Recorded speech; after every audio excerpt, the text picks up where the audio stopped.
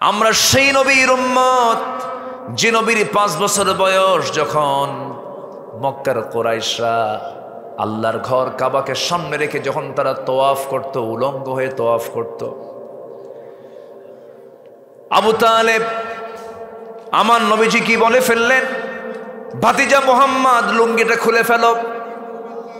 আমার নবীজি লুঙ্গির গিটায় হাত দিয়েছেন, পাজামার গিটায় হাত দিয়েছেন, লজ্জায় পড়ে গেছেন। আহারে, এতগুলো লোকের সামনে আমি উলঙ্গ হব কেমনে, সেন্সলেস হয়ে পড়ে গেছেন। কি লাজুক নবী আমার নবী ছিলেন। হালিমাতুস সাদিয়ার ঘরে ছিলেন তিনি 5 বছর। বনু সাদ আমি নিজে গিয়েছি। নবীজি বনু সাদের জন্য দোয়া করেছেন, তায়েফের জন্য দোয়া করেছেন। মা হালিমাতুস সাদিয়া নিজে তিনি বর্ণনা করেছেন, আমার শিশু মুহাম্মদকে যখন দুধ দিতাম, ডান স্তনের দুধটা সে নির্দিষ্ট করে পান করত, বাম স্তনের দুধে যখন তার মুখটা লাগায় দিতাম, মুহাম্মদ পান করো, সে মুখটা লাগাতো না। একটা স্তন তিনি বরাদ্দ করেছেন, তার মা হালিমাতুস সাদের ডান স্তনের দুধ পান করতেন, বাম স্তনের দুধটা রেখে দিতেন তার দুধ ভাইয়ের জন্য। জোরে কোন সুবহানাল্লাহ। আমরা সেই নবীর উম্মত। আমার নবীজি তার মার কোলে ছিলেন মোটে কয়েকটা দিন মাত্র। আরবের প্রথা অনুযায়ী আমার নবীর দুধ তার মার দুধ তার কিসমতে জোটে নাই, দুধ খেতে পারেন নাই তার নিজের মায়ের। যে কয়দিন যে কয় রাত ছিলেন তাও তিনি আরামে থাকতে পারেন নাই, কারণ মার বুকে দারুণ যন্ত্রণা ছিল। তার যে মা আমেনা, শিশু মুহাম্মদ আমার নবীর জন্মের 6 মাস আগে দুনিয়া থেকে বিদায় নিয়েছেন। জন্মের 6 মাস আগে বিদায় নিলে 6 মাস পরে যখন আমার নবীর জন্ম যখন হয়ে গেল, শিশু সন্তান রাসূলকে যখন কোলের মধ্যে নিয়েছেন, মার কষ্টের পরিমাণটা বেড়ে গেল। আহারে, সন্তান তো ভূমিষ্ঠ হলো, কিন্তু সন্তানটা আমি কার কোলে তুলে দেব? কোলে নেওয়ার তো মানুষটা আমার দুনিয়া থেকে বিদায় হয়ে গেছে। সন্তান কোলে নেয়, হাসিতে দূরের কথা কান্নারও ডাবল ডাবল আসে। চোখের পানি দিয়া আমার নবীর বুক ভেজে যায়, আমার নবীর বুকের উপরে টপ টপ করে পানি পড়ে। সন্তানকে তিনি কোলে নিতে পারেন না। আবু তালেব একদিন বলছেন, সিরাত গ্রন্থে এসেছে, আবু তালেব আমার নবীর নবুয়ত প্রাপ্তির পর স্মৃতিচারণ করতে নিয়ে একদিন বলছেন, ভাতিজা মুহাম্মদ শোনো, আমি তোমাকে আজকে তোমার জন্মের মাত্র 3 দিন পরে একটা কথা বলবো, তুমি বলতে পারবে কিনা জানি না, আমাকে জানাও তো সত্য ঘটনা নাকি। কি চাচা, আপনি কি দেখছেন আমারে বলেন, 3 দিন বয়স আপনি আমাকে কি দেখেছেন বলেন। এবার বলতেছে, ভাতিজা মুহাম্মদ, আমি একদিন তোমাকে দেখতে গেলাম। আউযু বিল্লাহি মিনাশ শাইতানির রাজীম।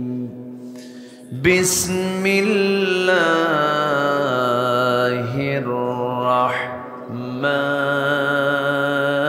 রাহমানির রাহিম।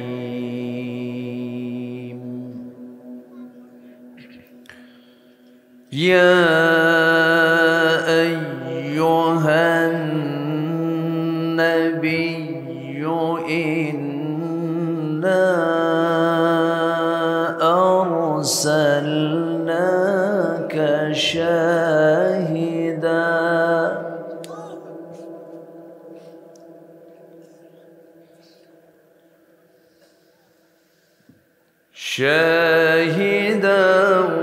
ওয়া মুবাশশিরান ওয়া নাযীরা।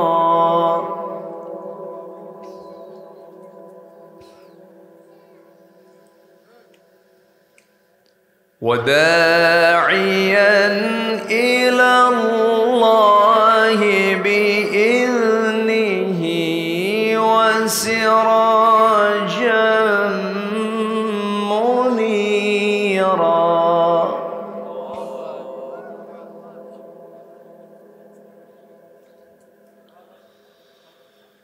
وبشر المؤمنين بأن لهم من الله فضلا كبيرا.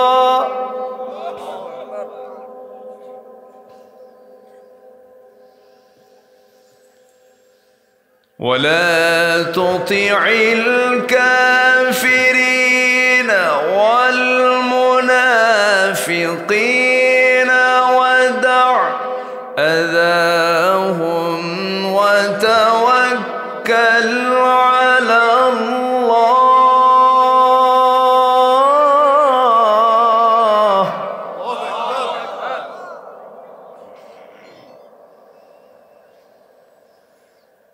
ودع أذاهم وتوكل على الله.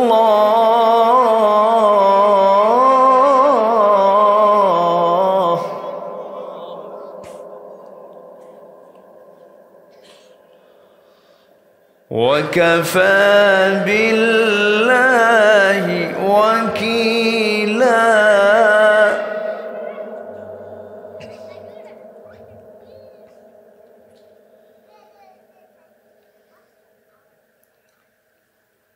وبشر المؤمنين بأن لهم من الله فضلا كبيرا.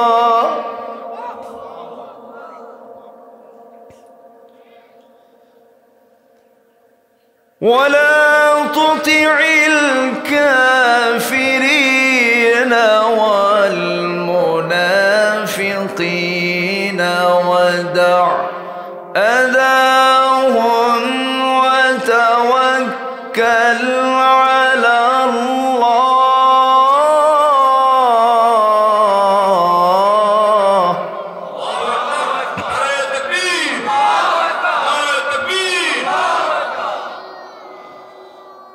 وكفى بالله وكيلا.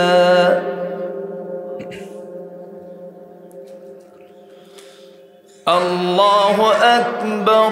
بسم الله الرحمن الرحيم.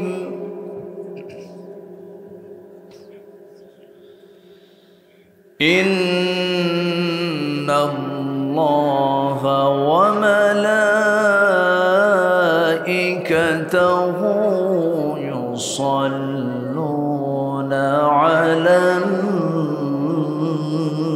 النبي.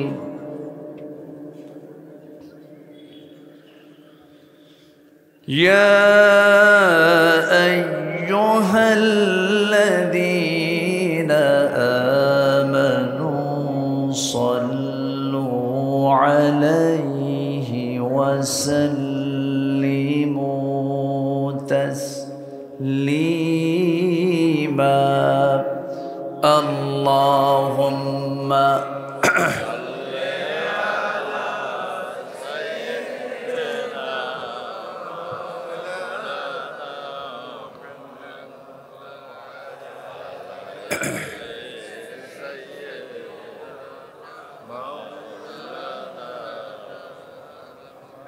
একটু মোহাব্বত দিয়ে নবীর প্রেমে মাতোয়ারা হয়ে জবান খুলে আওয়াজ দিয়ে জোরালো কণ্ঠে সবাই বলুন আল্লাহুম্মা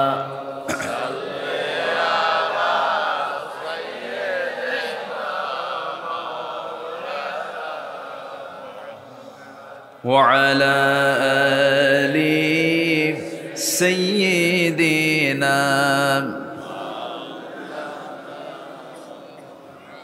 সবাই বলুন বালাগাল উলা বিকামালিহি কাশাফাত তুজা বিজামালিহি হাসনাত জামিউ খিসালিহি।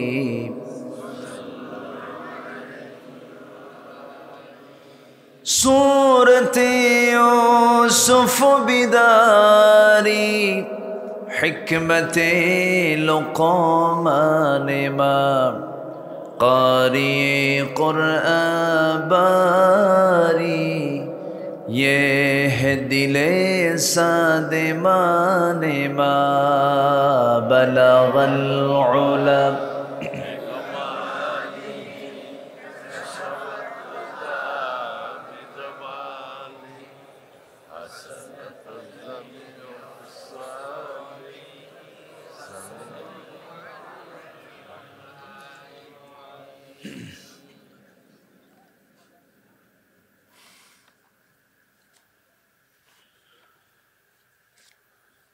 বৃহত্তর কুমিল্লা অঞ্চলের চাঁদপুর জেলার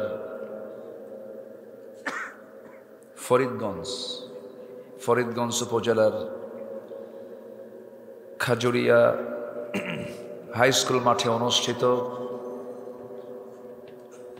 জামে মসজিদ ও এলাকাবাসীর উদ্যোগে আয়োজিত বছরের প্রথম দিন 1 জানুয়ারি 2025 অনুষ্ঠিত তাফসীরুল কোরআন মাহফিল 2025 মহৎ আয়োজনের সম্মানিত সুযোগ্য সভাপতি মুফতি ইব্রাহিম হুসাইন, আজকের মাহফিলের বরেণ্য অতিথি মাওলানা মুফিজুল ইসলাম চাঁদপুরি, মাওলানা সিদ্দিকুর রহমান, মাওলানা আমির ফয়সাল হাফিজাহুল্লাহ, উপস্থিত হাজারাত উলামায়ে কেরাম, ফদলায়ে ইজাম, সুশীল সমাজ, জাতির শ্রেষ্ঠ সন্তান, শিক্ষক মণ্ডলী, আজকের মাহফিলের প্রধান আকর্ষণ যাদেরকে নিয়ে আজকের এই সাজানো গোছানো বর্ণাঢ্য আয়োজন, তাওহীদের পতাকাবাহী, কালেমার ঝান্ডাবাহী, দ্বীন ইসলামের নরসারদুল বীর মুজাহিদ, প্রাণ প্রিয় সম্মানিত দ্বীনি ভাইরা, আড়ালে বসে আছেন শ্রদ্ধেয়া সম্মানিতা মা বোনেরা। আলোচনার সূচনায় আনুষ্ঠানিকতার মধ্য দিয়ে আমার পক্ষ থেকে আবারও দিল খোলা সালাম, আসসালামু আলাইকুম ওয়া রাহমাতুল্লাহি ওয়া বারাকাতুহু।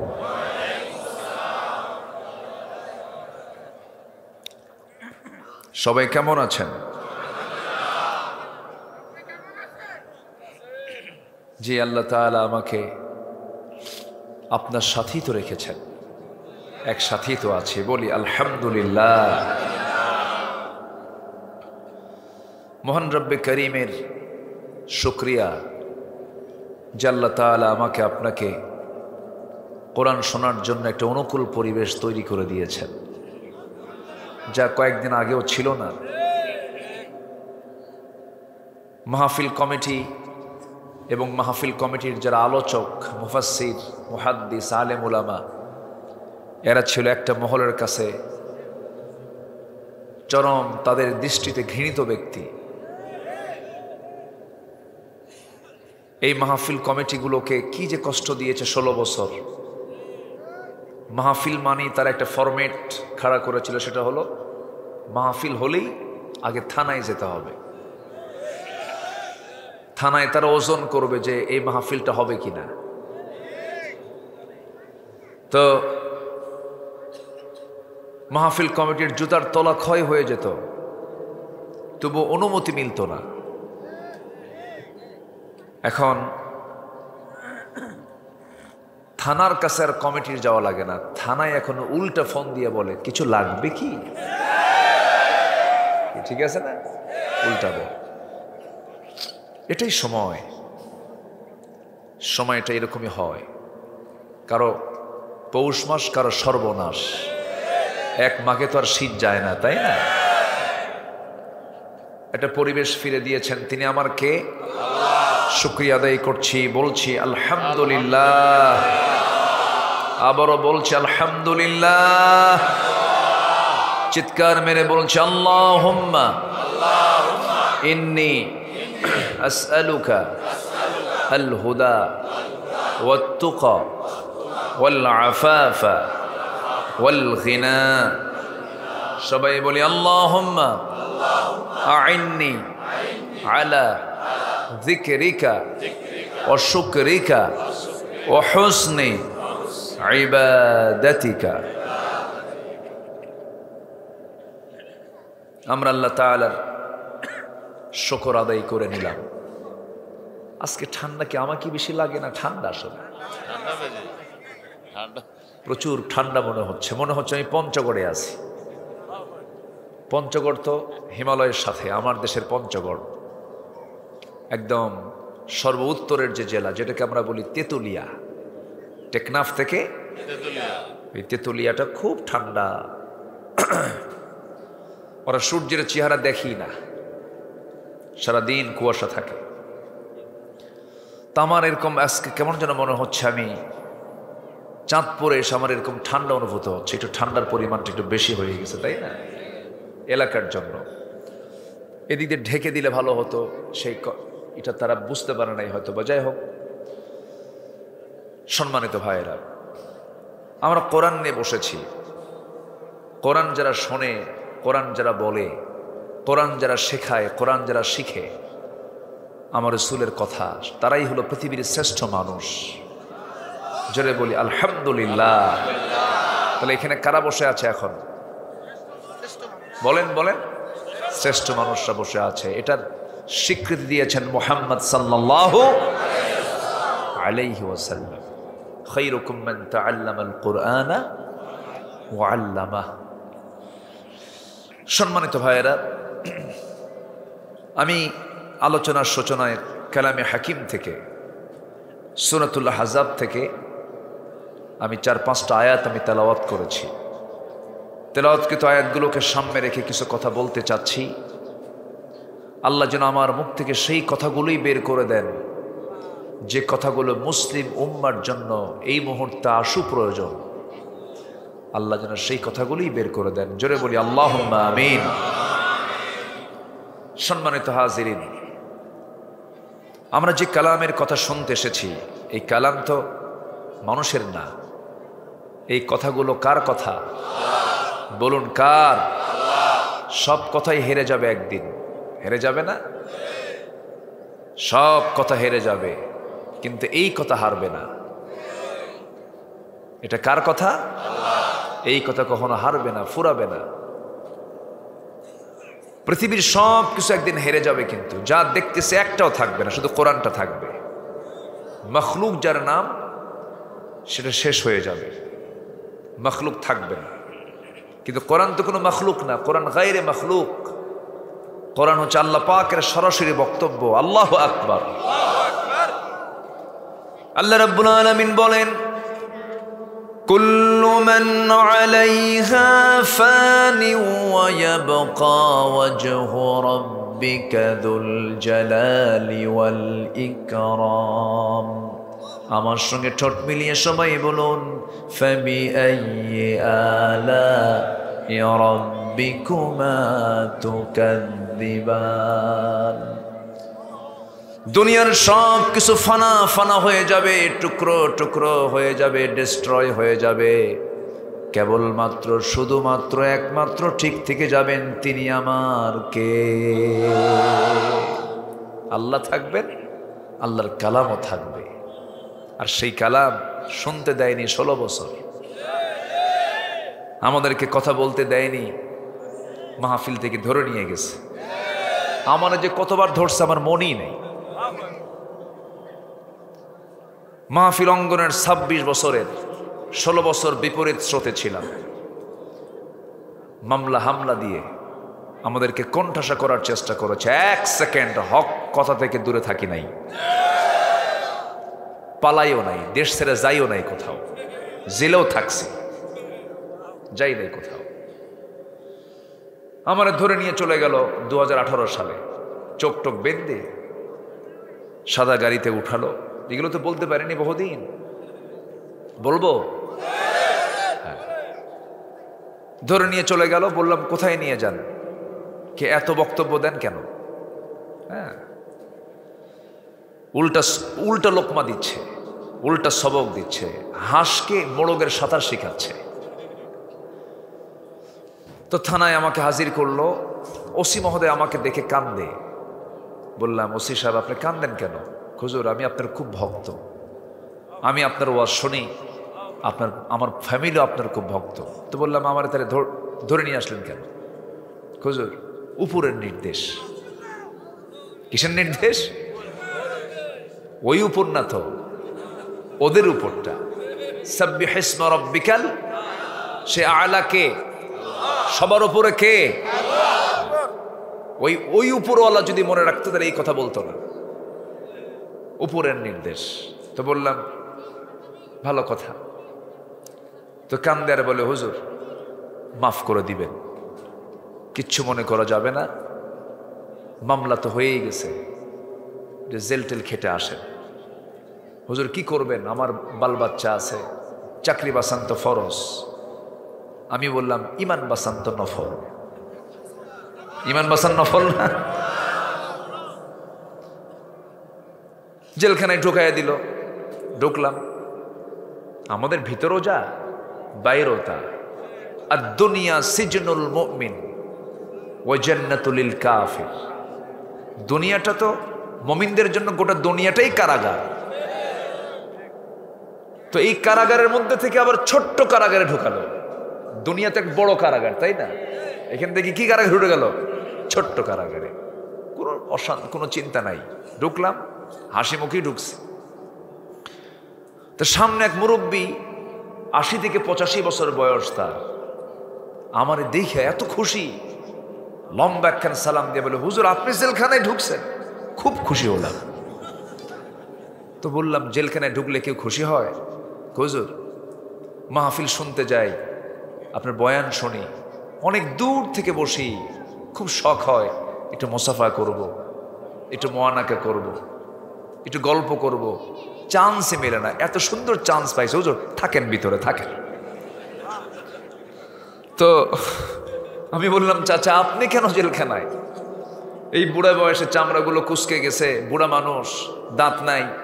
কে বাবা বোমা হামলা, বোমা হামলা। কেন? আমার নামে বোমা হামলার মামলা দিছে। বলেন তো 85 বছরের বুড়ার হাতে যদি বোমা তুলে দেওয়া হয়, সে বোমাকে লক্ষ্যে যাবে না তার মাথায় পড়বে? এই নাটকগুলো চলেছে 16 বছর। সেই নাটক মঞ্চস্থ হয়েছিল, নাটকের ইতি ঘটেছে। এখন যিনি অভিনেতা অভিনেত্রী যারা ছিলেন তারা এখন চতুর্থ আসমানে আছে নাকি? কি বলবো, নাই তো, খুঁজেই তো পাচ্ছি না আমরা। এবং তারা খেলতেও চেয়েছেন। একজন বাজে এক নেতা ছিল, যার মুখ থেকে বেফাস কথা বের হতো, কেলিয়ে কেলিয়ে কথা বলতো। এই যে নোয়াখালীর দিকে বাড়ি, বলে শুধু বলতো খালি খেলা হবে। এটা বেয়াদব, সে বেয়াদব, ঠিক কিনা?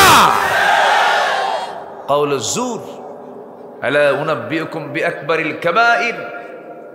বড় বড় কবিরা গুনার মধ্যে রাসূল 3টাকে চুজ করেছেন। বড় বড় কবিরা গুনাহ 3টা। নাম্বার 1 আল ইশরাকু বিল্লাহ, নাম্বার 2 উকুকুল ওয়ালিদাইন, নাম্বার 3 কাউল জুর, বেফাস কথা বলা বড় কবিরা গুনাহ। এই 16 বছর শুধু চাপা মেরেছে, ঠিক কিনা? শুধু বেফাস কথা আমরা শুনেছি। সম্মানিত ভাইয়েরা, অনুকূল পরিবেশ ফিরে পেয়েছি আমরা। আমরা আগামীর দেশ গড়তে চাই আমরা ইসলাম দিয়ে, কোরআন দিয়ে। সবাই রাজি আছেন তো? সব দেখে শেষ করেছি আমরা, আর কিচ্ছু দেখব না আমরা।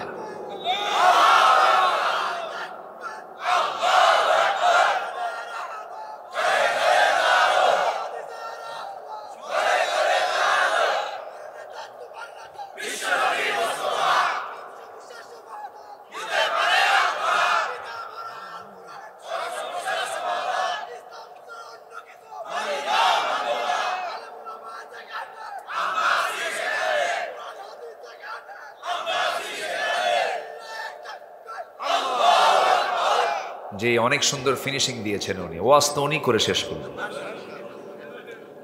মাশাআল্লাহ, বলি আলহামদুলিল্লাহ। আল্লাহ আমাদের মেনে চলার তৌফিক দান করুন, জোরে বলি আমিন। কোরআন বিশাল দরিয়া। কোরআন যে পড়ে না, কোরআন যে শোনে না, কোরআন যে বাস্তবায়ন করতে চায় না, ও তো মানুষই না। ও কি মানুষ কন্ত? এই কুমিল্লার একজন বুড়া বয়সে বিয়ে শাদী করে বাচ্চা হয়েছিল। বইয়ের বাচ্চা কোলের মধ্যে নিয়ে কয় লা ইলাহা ইল্লাল্লাহ সুবহানাকা ইন্নী কুনতু মিনাজ জালিমিন। নবজাতক দেখার দোয়া এটা না? কি এলেন দেখেন। আরেকজন কয় আগামীকাল ঈদুল আজহার জানাজা নামাজ, কি ঠিক কিনা বলেন? কোরআনের দৃষ্টিতে, ইসলামের দৃষ্টিতে মূর্খ তো এরা শেষ করে দিয়েছিল। শিক্ষা ব্যবস্থার মধ্যে যে কি ঢুকাইছিল, একদম নিশ্চিহ্ন করার মাস্টার প্ল্যানের তারা নেমেছিল, কিন্তু শেষ রক্ষা ওদের হয়নি। কারণ জুলুম কখনো আল্লাহ সহ্য করতে পারেন। অনেক কথা আছে, আমাকে সময় দিতে হবে, কিন্তু সবাই সময় দিবেন তো ইনশাআল্লাহ? জোরে বলি ইনশাআল্লাহ। কোরআন কি কিতাব! সেদিন আমি একটা আয়াতের স্টাডি করছিলাম, তো ভাবলাম যে এই আল্লাহ তাআলা এই আয়াতটা কত আগে দিয়েছেন, যেটাকে এখন আবহাওয়া বিজ্ঞান, যেটা আবহাওয়া বিজ্ঞান, মেটেরোলজিক্যাল সায়েন্স অ্যান্ড কোরআন, আবহাওয়া বিজ্ঞান এবং কোরআন কি সমন্বয়, কি মিল! আলহামদুলিল্লাহ। এই বৃষ্টি আসে, এই বৃষ্টি নিয়ে কত গবেষণা করেছে মানুষ, শতাব্দীর পর শতাব্দী স্টাডি করে বের হয়নি। 19-20 শতকের দিকে এসে অনেক রহস্য উন্মোচন করেছে বিজ্ঞান। আজকে যদি এই বিজ্ঞান এই আবিষ্কারগুলো না করতো, এই আয়াতের ব্যাখ্যাই বুঝতো না মানুষ। বিজ্ঞান আবিষ্কার করেছে, কোরআনের সাথে ব্যাখ্যা মিলে গেছে, যেরকম সুবহানাল্লাহ।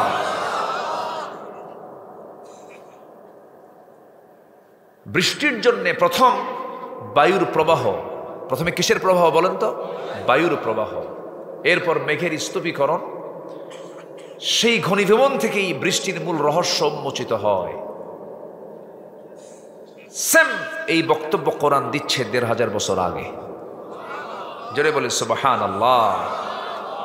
আল্লাহ রাব্বুল আলামিন বলেন, আল্লাহুল্লাযী ইউরসিলুর রিয়াহা ফাতুসীরু সাহাবান ফায়াবসুতুহু ফিস সামাই কাইফা ইয়াশা ওয়ায়াজআলুহু কিসাফান ফাতারাল ওয়াদাক ইয়াখরুজু মিন খিলালিহি ফাইযা আসাবা বিহি মান ইয়াশা من يشاء من عباده إذا هم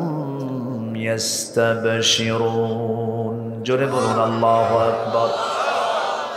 আল্লাহ রাব্বুল আলামিন তিনি নিজের পরিচয় দিয়ে তিনি বলছেন, আমি তো সেই আল্লাহ, আল্লাহুল্লাযী, আমি তো সেই আল্লাহ, তিনি তো সেই আল্লাহ যিনি বায়ু প্রেরণ করেন প্রথমে, এরপর তা মেঘমালাতে সঞ্চারিত করে, অতবার তিনি মেঘমালাকে যেভাবে ইচ্ছা সেই দিকে আকাশে ছড়িয়ে দেন, স্তরে স্তরে তা রাখেন। জোরে বলি সুবহানাল্লাহ। সে মেঘের কিন্তু আবার ওজনও আছে। আমি কাতার থেকে বছর 2 আগে আসতেছিলাম, তো দিনের আলোতে আমি, বিমানটা বহুত উপরে থাকে, মেঘ তো নিচে থাকে, মেঘের একটা বিশাল স্তর দেখছি, আর মনে মনে ভাবতেছি যে আল্লাহ, এই মেঘের ভিতরে তুমি কি কোনো ওজন রাখছো নাকি? ওজন যদি হয় এটা তাহলে ঝুলে থাকে কেমনে? অথচ সূরা রাদের ভিতরে আল্লাহ পাক কত আগে বলেছেন, একটু খুঁজলাম।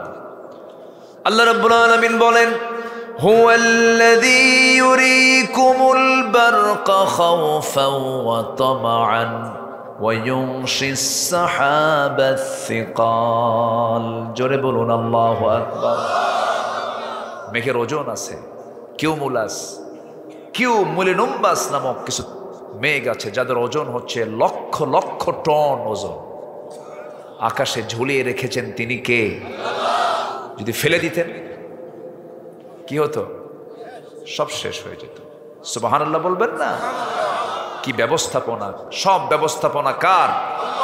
এবং সে পানি, আকাশে যে মেঘটা ওঠে উপরে, সে মেঘ এই পানিটাকে বাষ্পীয় আকারে তোলেন কে? যখন উঠান, সে পানিগুলো উঠান কি পচা পানি? পচা পানি? ড্রেন থেকেও তো পানি ওঠে, ওঠে না? সাগর থেকে ওঠে, নদী থেকে ওঠে, লবণ থেকে ওঠে, মিঠা থেকে ওঠে, পচা পানি, সব থেকে বাষ্পীয় আকারে ফিল্টারিং করে সুন্দর করে তোলেন কে? আবার আল্লাহ বান্দাকে প্রশ্ন করছেন, আল্লাহ বান্দাকে বলছেন, বান্দা শোনো, লাউ নাশাউ জাআলনাহু উজাজান ফালাউলা তাশকুরুন। সমুদ্রের পানি আমি এটাকে উৎস করেছি, লবণ করে দিয়েছি। লবণ কেন করেছি? পৃথিবীর সমস্ত নদী নালা খাল বিল সব পচা দুর্গন্ধগুলো, মরা প্রাণীর সমস্ত কিছুগুলো, সব জীবাণুগুলো সমুদ্রে গিয়ে জমা হবে। যেন আবহাওয়া দূষিত না হয় সেই জন্য সমুদ্রের মধ্যে আমি রিজার্ভ লবণ রেখে দিয়েছি। লবণ সমস্ত জীবাণুকে নাশ করে গোটা পৃথিবীর আবহাওয়াকে ঠিক রেখে দেয়। আবার সেই সমুদ্র থেকে যখন পানি উত্তোলন করেন মহান রব্বুল আলামিন, পানি চক্রের আকারে অপরিমাণ না পরিমাণ মতো সুপরিমিত ডিসপ্লানে উঠান না পানি। এমনি প্রয়োজন হলো তুললেন না, মাস্টার প্লানে উঠান, যা দরকার তাই উঠান। যেরকম সুবহানাল্লাহ। বেশি তুললে জমিন থাকবে? সব তো বন্যায় শেষ হয়ে যাবে। সামান্য একটু দিয়েই তো ফেনি শেষ। আল্লাহ রাব্বুল আলামিন বলেন, ওয়াল্লাযী নাযালা মিনাস সামাই মাআন বিকদর। কি মাআন বিকদর? আল্লাহ তাআলা কদরিন, পরিমিত পরিমাণ মতো পানি আল্লাহ তাআলা সুন্দর করে নাজিল করেন। জোরে বলি সুবহানাল্লাহ। কি থেকে নাজিল করেন? আকাশ থেকে, মিনাস সামাই। আল্লাহ রাব্বুল আলামিন এর পরে বলছেন, فأنشرنا به بلدة ميتا كذلك تخرجون। জোরে বলুন আল্লাহু আকবার। সূরা যুখরুফ আয়াত নম্বর 11, সূরা রুম আয়াত নম্বর 48। এই সমস্ত কথাগুলো মহান রব্বুল আলামিন আজ থেকে ১৫০০ বছর আগে বলে দিয়েছেন। বিজ্ঞান আবিষ্কার করলো না বিজ্ঞান ধার নিল? বলেন বলেন বলেন। ধার নিয়েছে। আমার বন্ধুগণ, দুনিয়ার সকল টেকনোলজিকে এক জায়গায় করে যদি, সব সায়েন্স টেকনোলজিকে এক জায়গায় করে যদি পানির এই চক্রটিকে যদি কৃত্রিমভাবে পুনরুৎপাদন করতে চেষ্টা করে, কিয়ামত হয়ে যাবে। এই কৃত্রিম পদ্ধতি কোনোদিন কেউ আবিষ্কার করতে পারবে না, কেউ পারবে না। ফিল্টার দেখা যায়? এই যে পানিগুলো উপরে ওঠে, ফিল্টার দেখা যায়? আল্লাহু আকবার, আল্লাহু আকবার বলেন। এই পানি চক্রের কথা ১৫০০ বছর আগে আল্লাহ রাব্বুল আলামিন বলে দিলেন। প্রতি সেকেন্ডে ভূপৃষ্ঠ থেকে 1 টন 2 টন পানি আল্লাহ রাব্বুল আলামিন তোলেন না। বিজ্ঞান গবেষণা করে বের করেছে, ভূপৃষ্ঠ থেকে প্রায় প্রতি সেকেন্ডে 16 মিলিয়ন টন পানি বাষ্প হয়ে উপরে ওঠে। 16 মিলিয়ন টন, 16 মিলিয়ন টন, যা বছরের পরিমাণ দাঁড়ায় হলো 513 ট্রিলিয়ন টন। 513 ট্রিলিয়ন টন পানি আল্লাহ তাআলা বাষ্পীয় আকারে মহাকাশে, এই আকাশে উঠান। কিসের জন্য? মরা জমিনটাকে তাজা করার জন্য। কেউ তো সুবহানাল্লাহ বললেন না। জোরে বলে সুবহানাল্লাহ। যদি এটা সুপরিমিত না হতো, প্ল্যান মাফিক যদি না হতো, তাহলে গ্রাউন্ড ওয়াটার লেভেল ক্রমশ নিচে নেমে যেত।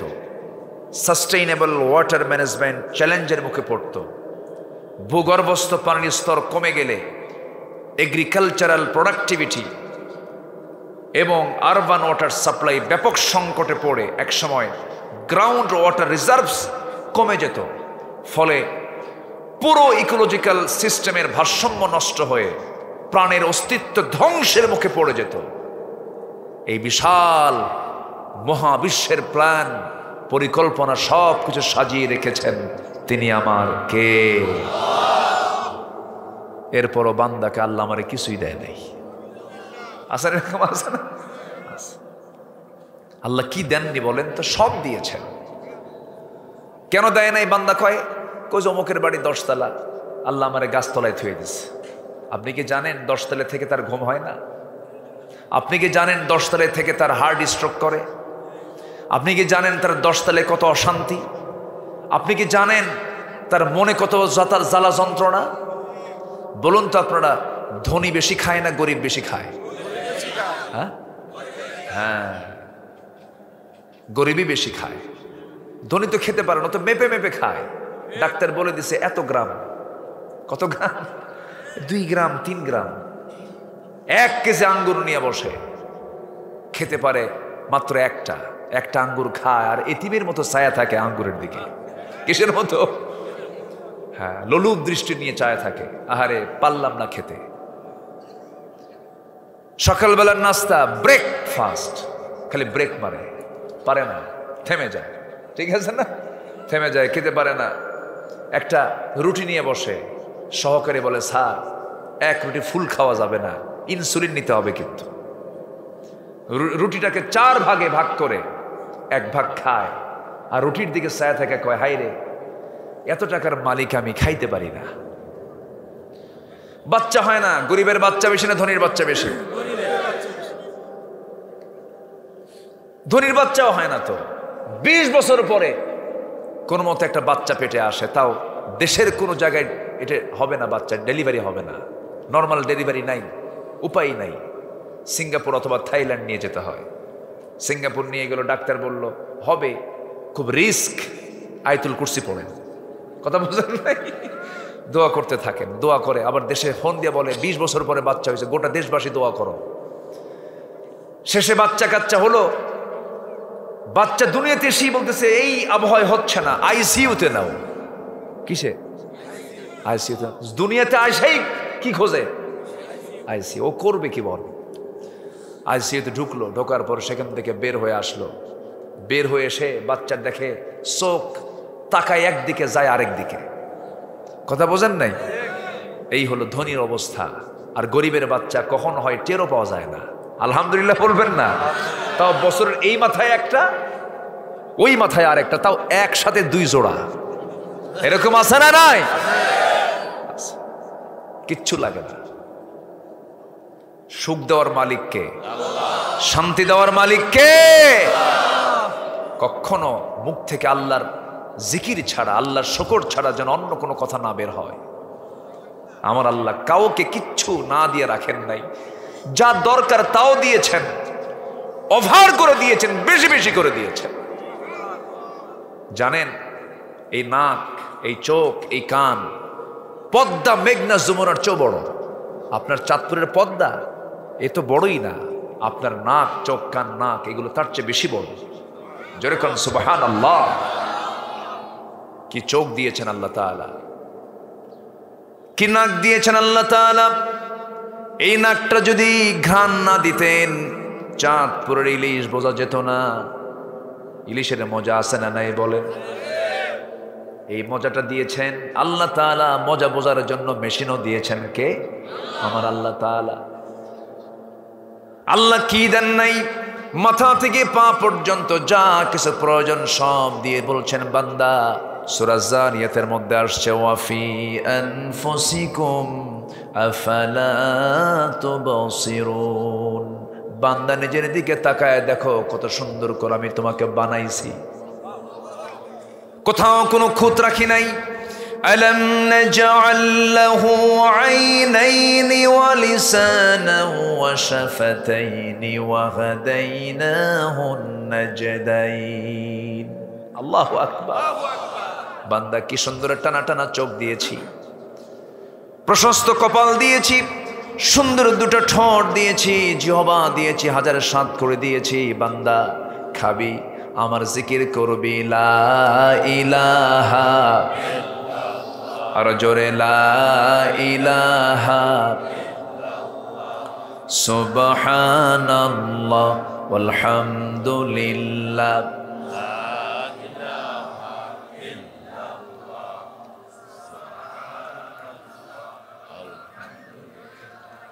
লা ইলাহা, লা ইলাহা ইল্লাল্লাহু মুহাম্মাদুর রাসূলুল্লাহ সাল্লাল্লাহু আলাইহি ওয়াসাল্লাম। আগে নিজের দেহটাকে আমরা সুন্দর করে ইসলাম মাফিক সাজায় নেব। জোরে বলি ইনশাআল্লাহ। এই দেহটা দিয়েছেন কে? মাথা থেকে পা পর্যন্ত কে দিয়েছেন? কোথাও কি কোনো খুঁত রেখেছেন নাকি? সব সুন্দর করে বানায় দিয়েছেন কে? সৃষ্টির ভিতরে যত সৃষ্টি আমরা চোখে দেখি, সব সৃষ্টির মধ্যে মানুষটাই সবচেয়ে শ্রেষ্ঠ সৃষ্টি, সুন্দর করে সৃষ্টি করেছেন। সবাই বলুন লাকাদ খালাকানাল ইনসানা ফি আহসানি তাকওয়িম। জোরে বলুন আল্লাহু আকবার। সবচেয়ে সুন্দর হলো মানুষ। এত সুন্দর করে পৃথিবীর কাউকে সৃষ্টি করা হয় নাই। আকাশের চাঁদ সুন্দর না মানুষ সুন্দর? বলেন।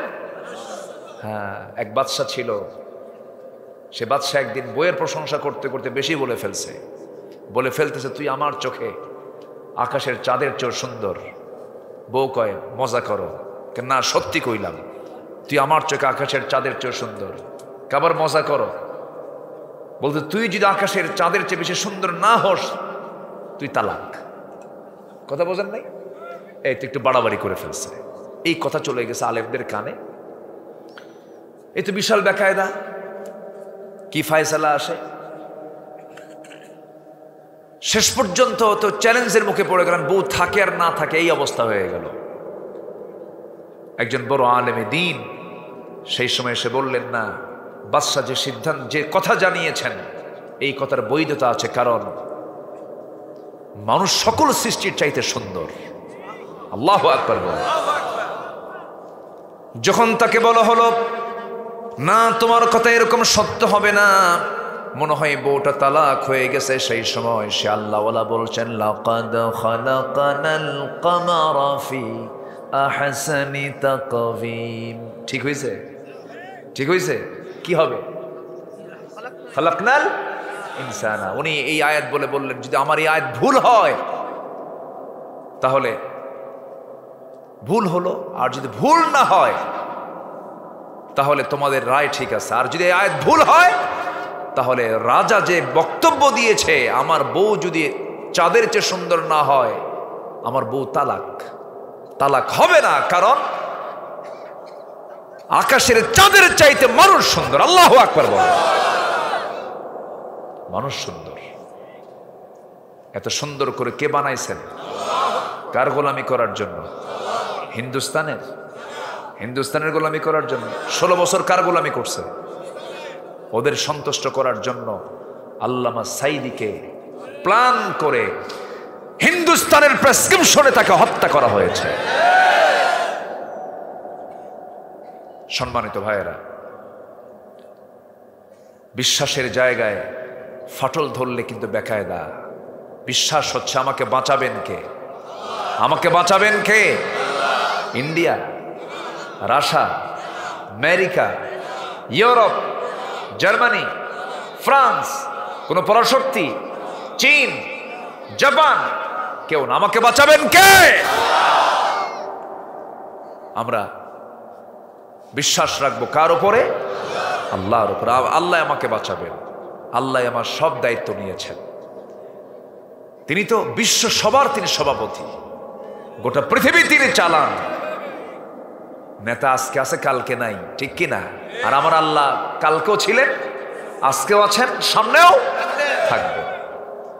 আল্লাহ রাব্বুল আলামিন বলেন হুয়াল আউয়ালু ওয়াল আখিরু ওয়াল যাহিরু ওয়াল বাতিন ওয়া হুয়া বিকুল্লি শাইইন আলীম। জোরে বলুন আল্লাহু আকবার। তিনি প্রথম, তিনি শেষ, তিনি প্রকাশ্য, তিনি গোপন। সকল ক্ষমতার উৎস একমাত্র তিনি কে? তিনি তোমার সকল ক্ষমতার উৎস। মানুষ কোনোদিন সকল ক্ষমতার উৎস হতে, জনগণ সকল ক্ষমতার উৎস এটা বললে ওর ঈমান আছে? আন্নাল কুওয়াতা লিল্লাহি জামিআ। সম্মানিত ভাইয়েরা, বহু কথা আয়াতের দিকে আমি ধীরে ধীরে যাচ্ছি। এই বডিটাকে সাজাবো আমরা ইসলাম দিয়ে। বলেন কি দিয়ে? বলেন তো। আচ্ছা, আর ইসলামটাকে প্র্যাকটিক্যাল যিনি রূপ দিয়েছেন, যাকে দিয়ে আল্লাহ পাক রূপায়ণ করেছেন, তিনি হচ্ছেন মুহাম্মদুর রাসূলুল্লাহ। মুহাম্মদুর রাসূলুল্লাহ। আমার আগ দিয়ে শিল্পীরা কিছু গজল গেয়েছেন, খুব সুন্দর না? কি মজার গজল, মনে হচ্ছিল আজকে ওয়াজ বাদ দিয়ে গজলই শুনি। গেল কই সব? চলে গেছে। ক্ষুধা লাগছে মনে হয়। হ্যাঁ, ওয়াজ করলে ক্ষুধা লাগে। ক্ষুধা লাগে না? আপনি বসে আছেন, ক্ষুধা লাগে নাই? আচ্ছা, কষ্ট হচ্ছে না তো? জি, বলি আলহামদুলিল্লাহ। কথা বলা তো সহজ না, কথা বলা একটু কষ্ট হয়। সেদিন এক ডাক্তার বললেন, হুজুর আপনি এত লম্বা সময় কথা বলেন কেমনে? আমি কি বলি? আল্লাহ আমাকে বলায় দেয়। আমি কি বলি নাকি? আল্লাহ আমাকে বলায় দেন দেখি বলি। তা আমারে একটু দরদ করে বলতেছে, আপনি 5 মিনিট পর পর পানি খাবেন। বললাম কেন? আপনার যে ভোকাল কর্ড, এটা এত চলে, এত চলমান থাকে, এটাকে যদি শুকনাতে রাখা হয় ভোকাল কর্ড তো নষ্ট হয়ে যাবে। মানে ওনার সায়েন্স উনি খাটাচ্ছেন। এই জন্য 5 মিনিট পর পর আপনি একটু পানি খেলে ওটা ভিজবে, ভোকাল কর্ডটা আপনার ভালো থাকবে। বললাম 5 মিনিট পর পর যদি পানি খাই, আর জনগণ যদি এটা দেখে একদিন, বলবে পানি খাওয়া হুজুর। তো উনি বললেন যে মানুষ যখন আধা ঘন্টা কথা বলে, একটানা 30 মিনিট যদি কথা বলে, একটানা 12 মাইল দৌড়ালে যে ক্যালোরি যায়, সেই পরিমাণ ক্যালোরি আধা ঘন্টার বক্তব্যে তার শরীর থেকে চলে যায়। কথা সহজ না তো। আল্লাহ আমাদের বলাই দেখে বলতে পারি আলহামদুলিল্লাহ। বলি জোরে বলি আলহামদুলিল্লাহ। সম্মানিত ভাইয়েরা, তাহলে আমার দেহটা সাজাবো আমরা একটা চরিত্র দিয়ে। মুহাম্মদ সাল্লাল্লাহু রাসূল কেমন করে চুল রাখতেন, আমরা তেমন করে চুল রাখবো। রাজি আছি না ইনশাআল্লাহ? যুবকদের এখন মাথার চুলগুলো ঠিক আছে? মাথার চুলগুলো এই দিকে নাই, পিছনেও নাই, আছে না? এরকম আছে। এইদিকে চামড়া বের করা, এইদিকেও চামড়া বের করা। মাথার উপরে দক্ষিণ তালপট্টির দ্বীপ, সেন্ট মার্টিন দ্বীপ গোল করে রাখে। যদি বলা হয় ছেলে তুমি মাথার চুলটা এমন করে রাখছো কেন? হুজুর বুঝবেন না এগুলো। মেসি, তুমি কি নেইমার, তুমি কি কুত্তা? যেরকম নাউজুবিল্লাহ, ওরা তো কুকুর নিয়ে থাকে। মেসি নেইমাররা কি নিয়ে থাকে? বলেন বলেন বলেন, কি নিয়ে থাকে? কুকুর নিয়ে থাকে। কুকুরের পিছনে কোটি কোটি টাকা খরচ করে, শুকুরের গোশত খায় আর কুকুর নিয়ে শুয়ে থাকে। এই হলো ওদের জীবন। গোশত খায় কিসের? মাংস খায় কিসের? শুকুরের। গোশত বলবো না, মাংস। মাংস খায় কিসের? শুকুরের। আর শুয়ে থেকে কার সাথে? কুকুরের সাথে। এই হলো ওদের লাইফ স্টাইল। তাকে ফলো করবা কেন? মাথার চুল, আবার শার্ট পরে, প্যান্ট পরে এমন নিচে পড়ে, প্যান্ট এত নিচে ঢিলঢালা, একদম নাভির নিচে এত নিচে পড়ে, সীমান্ত বর্ডার। আমি কি ভুল বলতেছি? সীমান্ত বর্ডার মানে যে কোনো সময় খুলে যেতে পারে, অঘটন ঘটতে পারে। নতুন প্যান্ট বাজার থেকে কিনে আনে, 2 হাঁটু ফাটা, আছে না? বলেন তো, হাঁটু ফাটা প্যান্ট, মনে হয় কোথাও যেন পড়ে রোড অ্যাক্সিডেন্টে, হুন্ডা অ্যাক্সিডেন্ট করে মনে ফাটাই ফেলছে, এরকম একটা ভাবসা। হাঁটু ফাটা প্যান্ট, জোড়াতালি প্যান্ট, নতুন প্যান্ট 8,000 টাকা দাম, কিন্তু প্যান্টের কি সব ফাটা, সেনা ফাটা। কি যে রুচি আল্লাহ জানে। যদি বলা হয় তুমি এই ডিজাইন পাইলা কোথায়? হুজুর বুঝবেন না, এটাই পৃথিবীর সবচাইতে আপডেট সেরা। কি আপডেট? কি হয়? সেরা। কি বলবেন এগুলো? আমি একদিন মসজিদে নামাজ পড়তে গেছি, এক যুবক দেখি সামনে নিয়ত করে নামাজে দাঁড়ায় গেছে। তো ভাবলাম নফলটা পড়বো 2 রাকাত, কিন্তু ওর তো পোশাক দেখে মনে হচ্ছে ওকে আগে দেখা দরকার, দেখি কি নামাজ পড়ে। ওরকম ঢিলঢালা প্যান্ট পরছে, শার্ট পরেছে, নামাজে দাঁড়াইছে। রুকুতে যখন গেল তখন দেখি শার্ট উপরে, প্যান্ট নিচে, মাঝখানে ফাঁকা। ভাবলাম এই তো রুকু, দেখি সেজদায় কি হয়। দেখি সেজদায় যখন গেল তখন দেখি প্যান্ট খুইলা আন্ডার প্যান্ট বেরোইছে। কি আমি কি অবাস্তব বলতেছি বলেন তো? কি এমন এমন এমন পোশাক আছে না নাই? কাপড় ঠিকই পরতেছে, কিন্তু কাপড় পরেও সে উলঙ্গ, কাপড় পরেও সে। এটা পুরুষের একই কথা, মেয়েদেরও একই কথা। একটা চকলেট, সামান্য চকলেট 2 টাকা দাম, একটা চকলেটকে পর্দায় না রাখলে সেই চকলেট কেউ খায় না। মাত্র 2 টাকার চকলেটকে পর্দায় ঢাকতে হয়। আর আমার মার দামটা কত! আমার মাকে আল্লাহ তাআলা এত সম্মান দিয়েছেন। আল্লাহ তাআলা নারীর সম্মান মর্যাদা কোথায় নিয়ে গেছেন? একটা নারীর পায়ের নিচে আল্লাহ পাক জান্নাত রেখে দিয়েছেন। আর সেই নারী আজকে চকলেট পর্দায় থাকে, আমার মায়ের গায়ে কোনো পর্দা নাই। এই শীত, প্রচন্ড শীত, হাড় কাঁপানো শীত, এর মধ্যেও গন্ডারের চামড়ার মতো বের করে রাখে, আমারে দেখুক জাতি। না, জাতি দেখবে না, স্বামী দেখবে। কে দেখবে? নারী কি জাতীয় সম্পদ? আস্তে, নারী কি জাতীয় সম্পদ? নারী হচ্ছে স্বামীর সম্পদ। স্বামী তাকে দেখবেন, স্ত্রী তার স্বামীকে দেখবে, স্বামী তার স্ত্রীকে দেখবে। এখানে আল্লাহ তাআলা মাওয়াদ্দাতাও ওয়া রাহমা, ভালোবাসা রেখেছেন, রহমত রেখেছেন। আর স্বামী স্ত্রীর দেখা বাদে যখন অন্য কোনো দেখা দেখি শুরু হবে, সেখানে ভালোবাসা থাকবে, রহমত থাকবে না, শুধু গজব গজব গজব থাকবে। ঠিক কি না? গজব দিয়ে ভরা হবে, শান্তি হবে না। বিয়ের আগে, বিবাহ পূর্ব কোনো সম্পর্ক কি গড়া যাবে? অবৈধ কোনো রিলেশন করা যাবে? হালাল না হারাম? জোরে জোরে, হালাল না হারাম? ওয়ালা মুত্তাখিদি আখদান ওয়ালা মুত্তাখিদাতি আখদান। গোপন গোপন কোনো নোংরামি করা যাবে না। যুবকরা, তোমরা দেশকে নতুন পর্যায়ে নিয়ে আসছো, তোমাদের চরিত্র 1 নম্বর হতে হবে, উন্নত চরিত্র হতে হবে। তাহলে এই বিজয় অব্যাহত থাকবে। যদি চরিত্রহীন হয়ে পড়ো, নিজের চরিত্র যদি তোমার দেউলিয়া হয়ে যায়, তোমার নেতৃত্ব হেরে যাবে। বিবাহ পূর্ব কোনো অবৈধ রিলেশন করা যাবে? অবৈধ রিলেশন করা যাবে। বিয়ের প্রয়োজন হবে, মুখ ফুটে বলে ফেলবে, আমাকে বিয়ে করাও। কি আসতে কয় যুবকরা? ঠিক কিনা? মুখ ফুটে বলে ফেলবা। রিজিকের দায়িত্ব কার? রিজিকের দায়িত্ব কার? আল্লাহ। দেখবেন কিছু কিছু যুবক আছে, গার্লস স্কুলের সামনে যায়া ইতিমের মতো বসে থাকে, মনে বাপও নাই মাও নাই। কি আছে না নাই বলেন তো? আছে না নাই? এগুলো করা যাবে না, এগুলো কেড়ে নিয়ে যেতে হবে।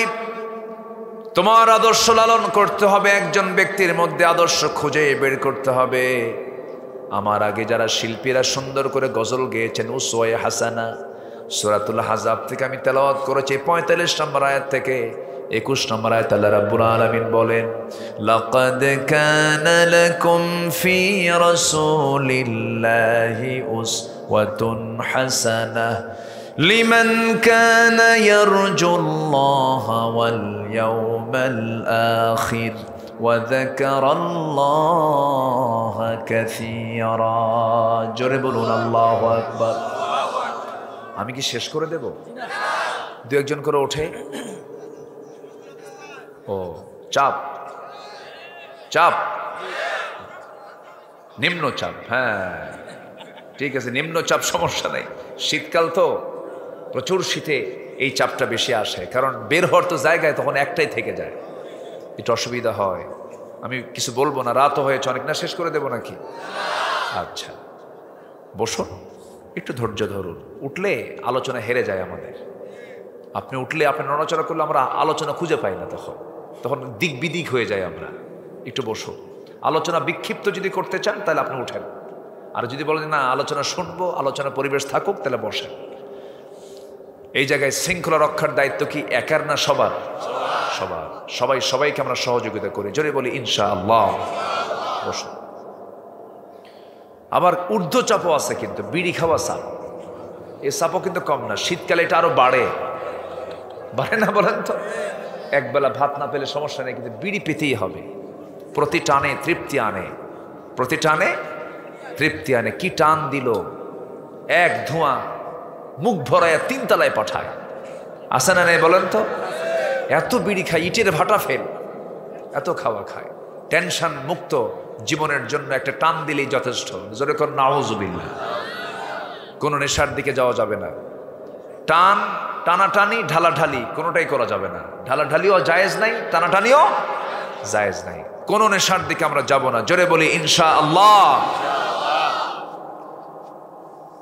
অর্থমন্ত্রীরা আমার দেশে প্রত্যেক বছরই বিড়িতে বাজেট বাড়াইছে, তারা বিড়ির দাম বাড়াইছে, ধন্যবাদ তাদেরকে বিড়ির দাম বাড়ানোর জন্য। কিন্তু বিড়ি যারা খায় তারা কয় মন্ত্রী বাড়ায় লাভ নাই তো, প্রয়োজনে বাড়ি বেঁচে হলেও খাবো। এত নেশা, কোন নেশার দিকে আমরা যাব না। জোরে বলি ইনশাআল্লাহ। ওয়ালা তুলকু বিআইদিকুম ইলা তাহলুকা, নিজকে ধ্বংসের দিকে ঠেলে দিও না, লাঞ্চ নষ্ট করে ফেলো না, নিজেকে রোগাক্রান্ত করো না। জবাব দিতে হবে সুম্মা লাতুসআলুন্না ইয়াওমাইযিন আনিন নাঈম, সব ব্যাপারে প্রশ্ন করবেন তিনি কে? আল্লাহ তাআলা। মাহফিলে সবার প্রশ্ন করে, হুজুর বিড়ি খাওয়া কি জায়েজ আছে? মানে উনি চেষ্টায় আছেন যে কেমনে জায়েজ করা যায়। না, আমরা সকল নেশাকে মানা করব, কারণ যদি আপনি পাপ করেন, পাপ করলে সেই পাপের চিত্র আপনার চেহারায় ফুটে ওঠে।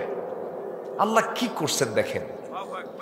আল্লাহ রাব্বুল আলামিন বলেন, বালা মান কাসাবা সাইয়্যাতান ওয়া আহাতাত বিহি খাতিআতুহু ফাউলাইকা আসহাবুন নার হুম ফিহা খালিদুন। বান্দা তুমি পাপ করবে, পাপ তোমাকে ঘেরাও করে ফেলবে, বিড়ি খাবে ঠোঁট কালো হবে, মদ খাবে চোখ লাল হবে, চোখ দেখি সমাজের লোকগুলো বলবে এটা মদখোর, আর ঠোঁট দেখি বলবে এটা হলো পাক্কা বিড়িখোর। কি ঠিক কি না? পাপ করবেন, পাপ ধরে ফেলবে। জিনা করবেন, এমন রোগে রোগাক্রান্ত হয়ে পড়বেন, জনগণ বলবে এ তো আকাম করছে। বোঝেন নাই?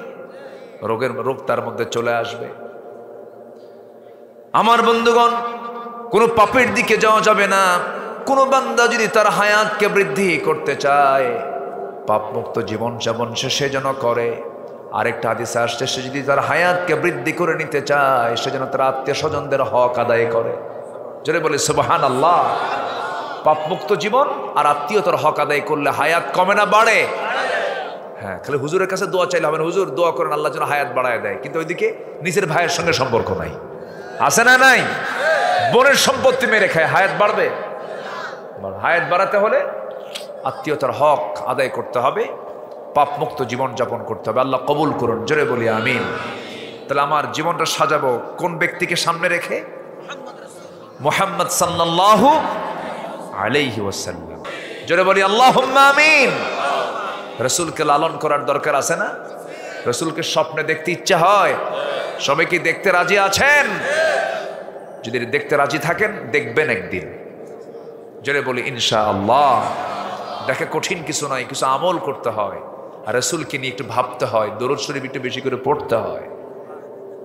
চলে যাবেন উহুদে, উহুদের চিত্র দেখবেন। চলে যাবেন খন্দকে, চিত্র দেখবেন। চলে যাবেন তাবুক, চলে যাবেন বদর, চলে যাবেন তায়েফ, ইতিহাস ঘাটবেন, পড়বেন, সিরাত পড়বেন, দেখবেন যে একদিন রাসূলকে দেখে ফেলেছেন। জোরে বলে সুবহানাল্লাহ। যুবক, তুমি সারাদিন মেসেঞ্জারে সেটিং করবে আরেকজনের সঙ্গে, আর নবীকে স্বপ্ন দেখবা? হবে না তো। নোংরামি করা যাবে না। কষ্ট দিচ্ছে মনে হয় কথাগুলো বলে। যুবকরা কষ্ট পাচ্ছ না তো? একটু জায়গা মতো নখ দিলে একটু কষ্ট মনে হবে, কিন্তু লাভ নাই বাবা, এগুলো লস প্রজেক্ট। প্রেমিকার জন্য নোংরামি করে ওই যা কিনে দিবা, টাকা পয়সা খরচ করো, ফুসকা খাবা, চুরি ফিতা কিনে দিবা, সব লস প্রজেক্ট, কিচ্ছু না এগুলো, ঠিক কিনা? এগুলো করো না। যা হবে সব বিয়ের পরে। সব কিসের পরে হবে? বিয়ের পর। যুবকরা মাথায় রাখো, চরিত্র তোমার সবচেয়ে বড় সম্পদ। পৃথিবীতে চরিত্র সবচেয়ে কি বড় সম্পদ। চরিত্র নষ্ট করা যাবে না। আমরা সেই নবীর উম্মত যে নবীর 5 বছর বয়স যখন মক্কার কুরাইশরা আল্লাহর ঘর কাবাকে সামনে রেখে যখন তারা তওয়াফ করত, উলঙ্গ হয়ে তওয়াফ করত, আবু তালেব আমার নবীজি কি বলে ফেললেন, ভাতিজা মুহাম্মদ লুঙ্গিটা খুলে ফেলো। আমার নবীজি লুঙ্গির গিটায় হাত দিয়েছেন, পাজামার গিটায় হাত দিয়েছেন, লজ্জায় পড়ে গেছেন। আহারে, এতগুলো লোকের সামনে আমি উলঙ্গ হব কেমনে? সেন্সলেস হয়ে পড়ে গেছেন। কি লাজুক নবী আমার নবী ছিলেন। হালিমাতুস সাদিয়ার ঘরে ছিলেন তিনি 5 বছর। বনু সাদ আমি নিজে গিয়েছি। নবীজি বনু সাদের জন্য দোয়া করেছেন, তায়েফের জন্য দোয়া করেছেন।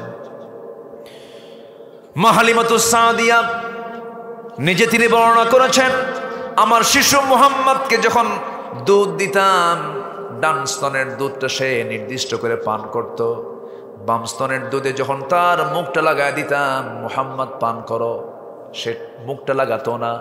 একটা স্তন তিনি বরাদ্দ করেছেন, তার মা হালিমাতুস সাদের ডান স্তনের দুধ পান করতেন, বাম স্তনের দুধটা রেখে দিতেন তার দুধ ভাইয়ের জন্য। জোরে কোন সুবহানাল্লাহ। আমরা সেই নবীর উম্মত। আমার নবীজি তার মার কোলে ছিলেন মোটে কয়েকটা দিন মাত্র। আরবের প্রথা অনুযায়ী আমার নবীর দুধ তার মার দুধ তার কিসমতে জোটে নাই, দুধ খেতে পারেন নাই তার নিজের মায়ের। যে কয়দিন যে কয় রাত ছিলেন তাও তিনি আরামে থাকতে পারেন নাই, কারণ মার বুকে দারুণ যন্ত্রণা ছিল। তার যে মা আমেনা, শিশু মুহাম্মদ আমার নবীর জন্মের 6 মাস আগে দুনিয়া থেকে বিদায় নিয়েছেন। জন্মের 6 মাস আগে বিদায় নিলে 6 মাস পরে যখন আমার নবীর জন্ম যখন হয়ে গেল, শিশু সন্তান রাসূলকে যখন কোলের মধ্যে নিয়েছেন, মার কষ্টের পরিমাণটা বেড়ে গেল। আহারে, সন্তান তো ভূমিষ্ঠ হলো, কিন্তু সন্তানটা আমি কার কোলে তুলে দেব? কোলে নেওয়ার তো মানুষটা আমার দুনিয়া থেকে বিদায় হয়ে গেছে। সন্তান কোলে নেয়, হাসিতে দূরের কথা কান্নারও ডাবল ডাবল আসে। চোখের পানি দিয়া আমার নবীর বুক ভেজে যায়, আমার নবীর বুকের উপরে টপ টপ করে পানি পড়ে। সন্তানকে তিনি কোলে নিতে পারেন না। আবু তালেব একদিন বলছেন, সিরাত গ্রন্থে এসেছে, আবু তালেব আমার নবীর নবুয়ত প্রাপ্তির পর স্মৃতিচারণ করতে নিয়ে একদিন বলছেন, বাদেজা মুহাম্মদ শোনো, আমি তোমাকে আজকে তোমার জন্মের মাত্র 3 দিন পরে একটা কথা বলবো, তুমি বলতে পারবে কিনা জানি না, আমাকে জানাও তো সত্য ঘটনা নাকি। কি চাচা, আপনি কি দেখছেন আমারে বলেন, 3 দিন বয়স আপনি আমাকে কি দেখেছেন বলেন। এবার বলতেছে, ভাতিজা মুহাম্মদ, আমি একদিন তোমাকে দেখতে গেলাম, তোমাদের ঘরে ঢুকলাম, কিন্তু তোমার মা তোমাকে কোলে না নিয়া আকাশের চাঁদ আকাশের নিচে শোয় রেখেছে। তোমার মা তোমার কাছে যাই না, শুধু চোখে পানি আর পানি। আমি সেই সময় দেখতে পেলাম, ভাতিজা মুহাম্মদ, তুমি একাকী চাঁদ আকাশের নিচে শুয়ে আছো।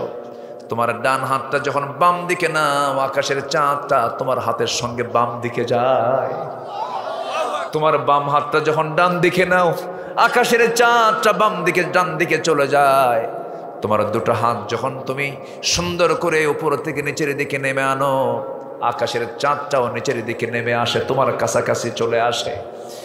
আমি আবু তালেবকে সেই রাতের চাঁদের চিত্র কি ভুল দেখেছে কিনা বলো তো মুহাম্মদ, সত্যি করে বলো তো। আমার নবীজি কেঁদে ফেললেন, বলছেন, চাচা, জন্মের পূর্বে আমি বাপকে হারিয়েছি।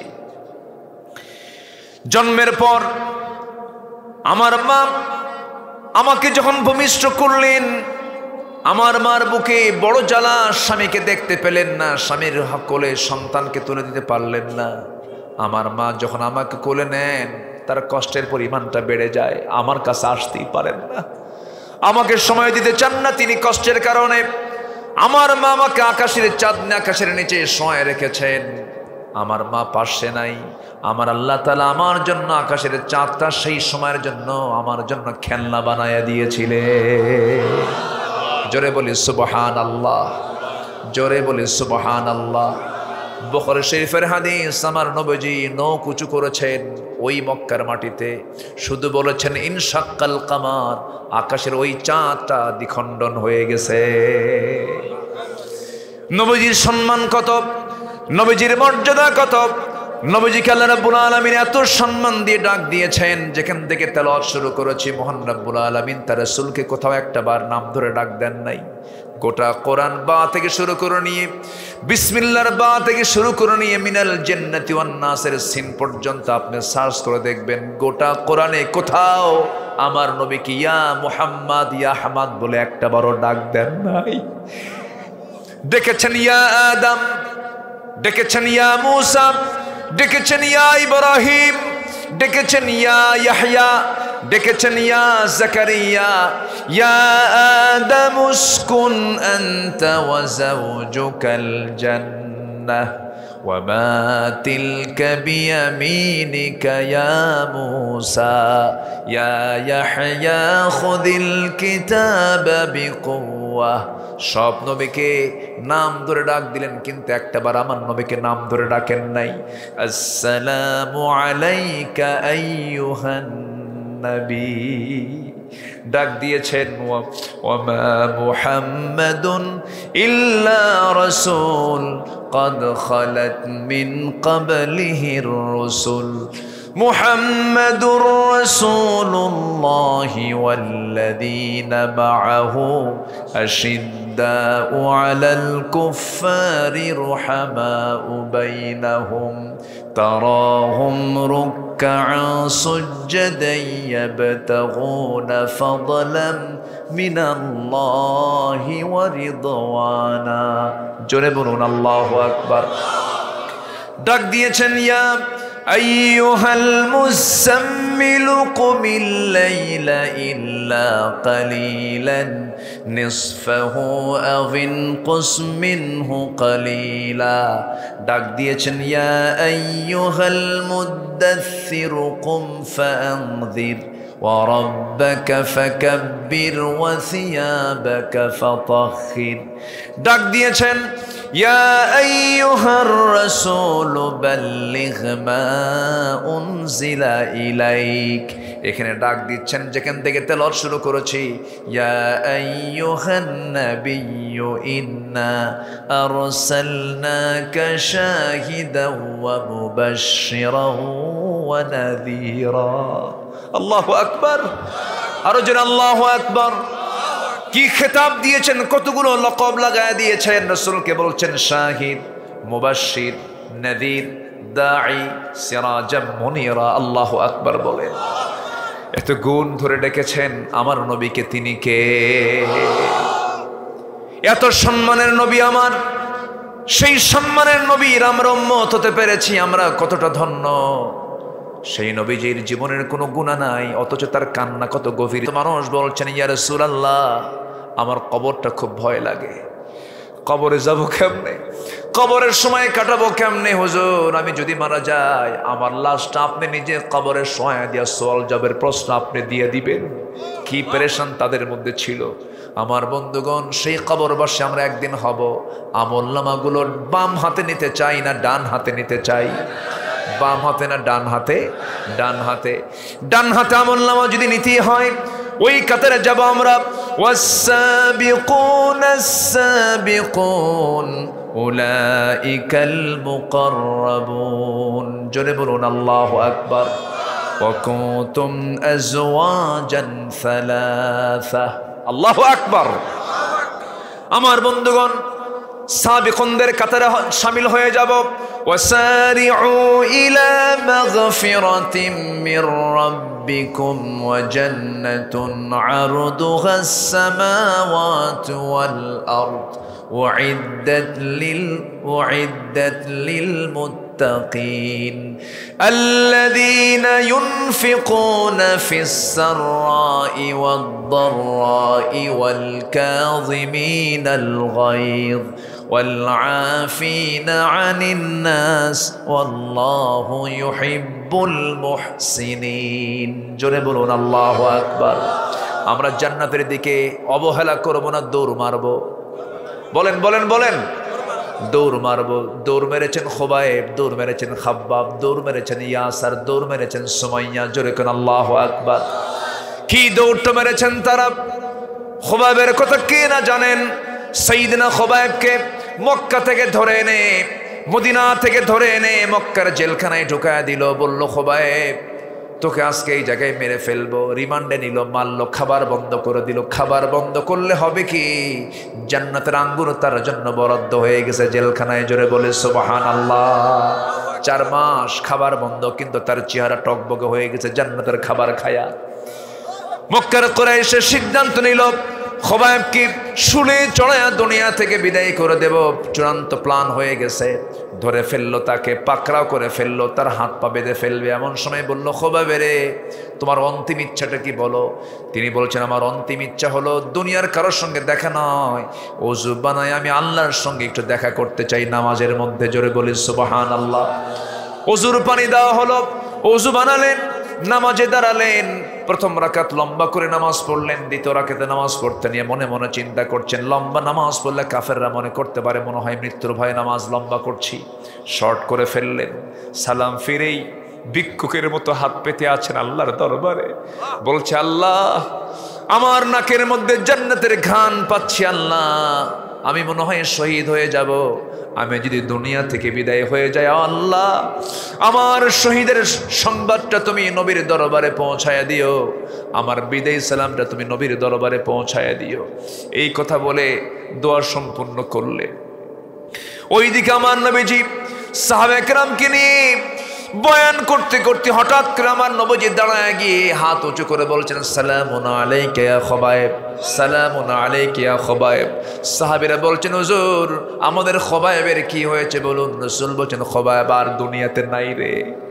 খোবাইবকে আমি লক্ষ্য করে দেখছি, খোবাইব জান্নাতের পাখি হয়ে জান্নাতের মধ্যে উড়ে বেড়াতেছে। খোবাইবকে ধরা হলো। কাফের মুশরিকরা হাত বেঁধে পা বেঁধে, একজন কাফের এসে তার ডান হাতে মেরে দিয়েছে, ডান হাতটা ছিটকে পড়ে গেল। খোবাইব মুসকে মুসকে হাসি মারে, বাম হাত কেটে ফেললো, চিৎকার মেরে মেরে হাসে। সবাই বলল, খোবাইব রে, অঙ্গহানি করে তুমি হাসো কেন? খোবাইব বলছেন, তোমার আমার একটা অঙ্গহানি করে দিচ্ছ, আল্লাহ পাক আমাকে জান্নাতের দরজাগুলো একটা একটা করে দেখায় দিতেছে। দৌড় মেরে মেরে তিনি চলে গেলেন শুলের কাজটি। এক পর্যায়ে একজন কাফের এসে নেজা তরবারি বুক দিয়ে ঢুকি পিঠ দিয়ে বের করে ফেললো। তিনি দুনিয়া থেকে বিদায় নিয়ে নিলেন।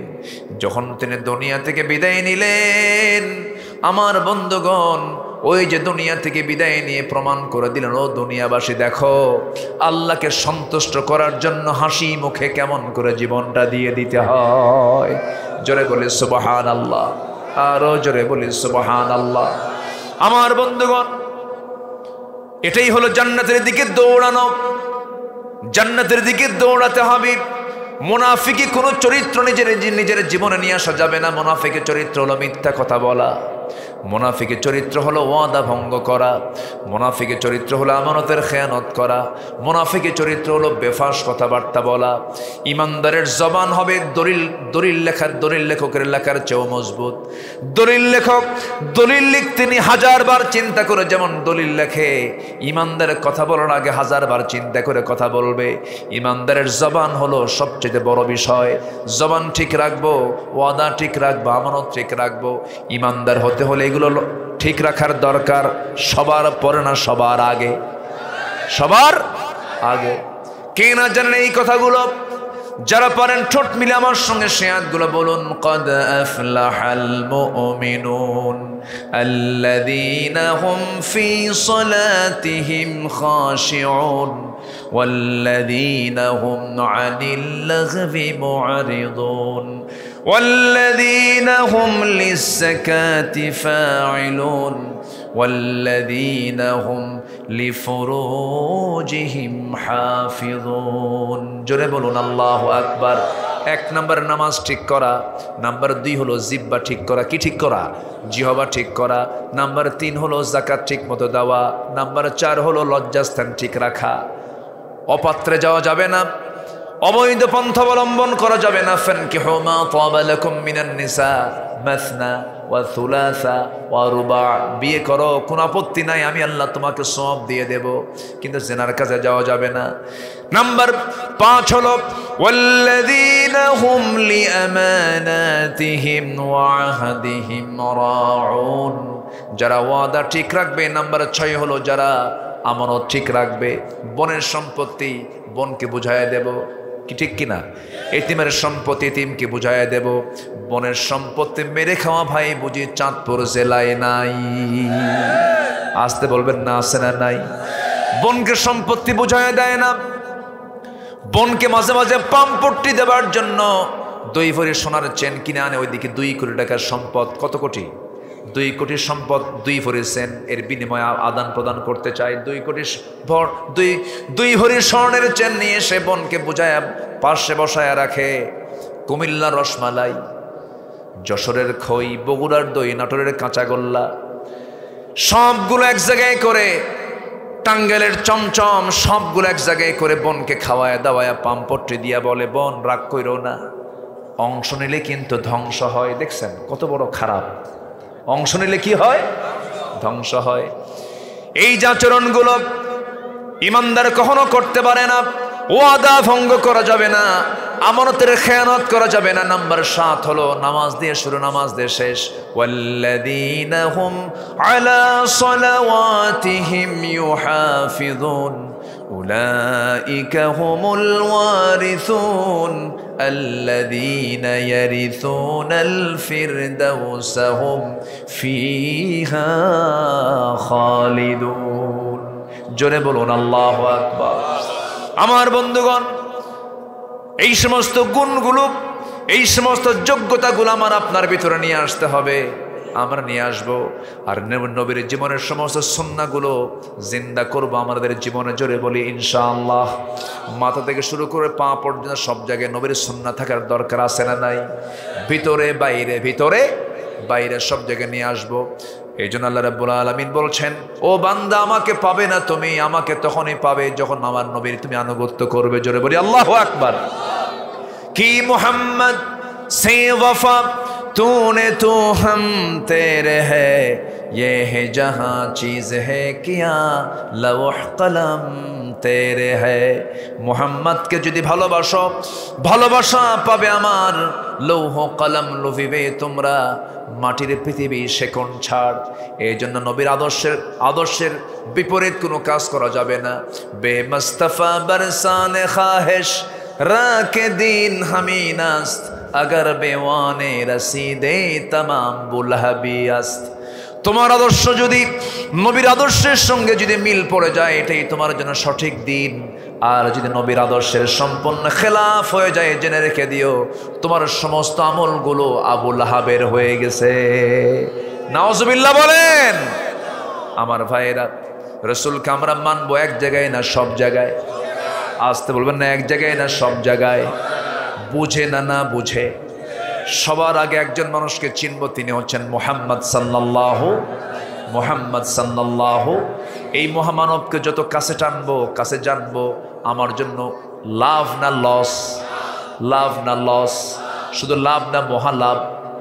এই লোকটাকে, এই মহামানবকে শুধু দুনিয়াতে প্রয়োজন না, সব জায়গায় প্রয়োজন, সব জায়গায় প্রয়োজন।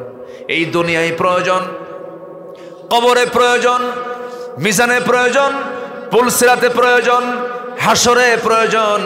ওয়ামিনাল লাইলি ফাতাহাজ্জাদ বিহি নাফিলাতান লাকা আসা আইয়াবআসাকা রাব্বুকা মাকামান মাহমুদা। আল্লাহু আকবার বলেন। আমার নবীজিকে সব জায়গায় প্রয়োজন। মরে যাবেন, কবরে প্রয়োজন। মার রাব্বুক ওয়া মা দীনুক ওয়া মান হাদার রাজুল। রাসূলকে দরকার, মিজানে দরকার, পুলসিরাতে দরকার, হাউজে কাউসারে দরকার। আমার নবীজি বলেন, সাহাবীরা রে, বেলাল একদিন কাঁদতে কাঁদতে অস্থির হয়ে যাচ্ছেন, রাসূল মারা যাবেন। আমার রাসূল বলছেন, বেলাল রে কান্দো কেন, কি হয়েছে বলো? বেলাল, হুজুর আপনি মরে যাবেন এই চিন্তা আমি কাঁদতেছি। রাসূল বলছেন, সাহাবীরা শোনো, তোমরা যদি আমাকে কোথাও না পাও হাশরের ময়দানে, তোমরা আমাকে 3টা জায়গায় খুঁজবে। কয় জায়গায় বলেন? 3 জায়গায় খুঁজবে। নাম্বার 1 হলো তোমরা আমাকে মিজানের পাল্লায় খুঁজবে। মিজানে যদি না পাও তোমরা আমাকে খুঁজবে।